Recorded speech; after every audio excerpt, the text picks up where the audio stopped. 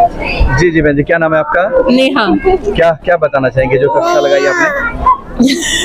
यहाँ पे आके हमको अपना कैसे जीवन जीना चाहिए उसके बारे में पता चला। हमको भगवान के बारे में पता नहीं था, हम पाखंडों में पढ़े हुए थे, उसके बारे में पता चला। हमारा क्या वेद थे, क्या हमारे आर्यव्रत थे, उसके बारे में पता चला, जिसकी नॉलेज हमें बिल्कुल भी नहीं थी।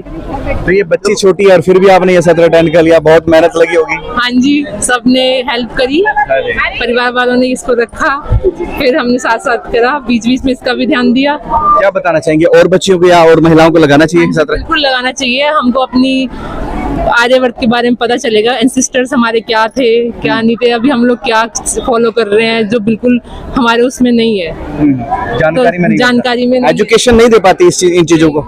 एजुकेशन तो कुछ पढ़ाई नहीं रही ना, जो हमारे आजकल के कल्चर है वो तो अलग ही उस पे चल रहे हैं, ट्रेंड पे। जो हमारी वैदिक थी, जो सारी आर्यवर्त की जो भी थी विद्या, वो तो कुछ भी नहीं देते ना।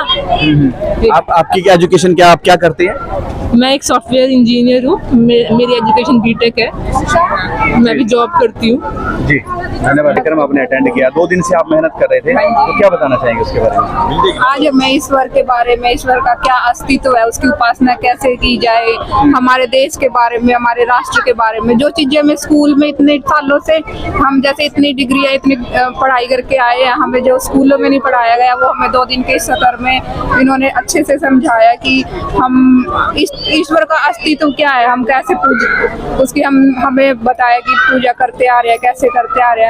पर वेदों के हिसाब से हमारे जो पूर्वज है, हमारे जो हमारा असली तरीका है हम ईश्वर की उपासना करने का, वो हमें सही यहीं आके पता चला है। मतलब जो माता सीता है या हाँ जी, जो श्री राम उनका रास्ता पता चला। हाँ जी, उनका रास्ता उन्होंने जो हमें उपासना संध्या की विधि बताई, जो जिस चीज से हमें भटका दिया था, जिस रास्ते से हमें भटका दिया था, हमें वो उपासना विधि का यहाँ के उस चीज का ज्ञान हुआ।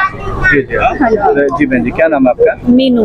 मीनू, क्या बताना इस 2 दिन के सत्र में मैंने ईश्वर की महत्ता को समझा। असली ईश्वर जो है वो हमें मूर्ति पूजा में नहीं, बल्कि ईश्वर कहाँ से हम ईश्वर को प्राप्त कर सकते हैं, उसकी कैसे आराधना पूजा कर सकते हैं, इसके बारे में हमने सीखा। इसके अलावा गायत्री मंत्र की महत्ता को समझा, आर्य समाज के नियमों के बारे में पता लगा कि आर्य समाज के क्या नियम होते हैं।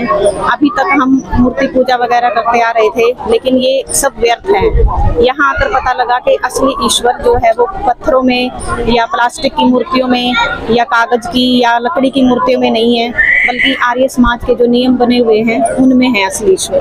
तो जो अध्यापिका हैं आपको अध्यापिका होते हुए जो अनुभव रहे हैं, उनके आधार पर क्या बताना चाहेंगे? क्या इस प्रकार की शिक्षाएं स्कूलों में दी जाती है?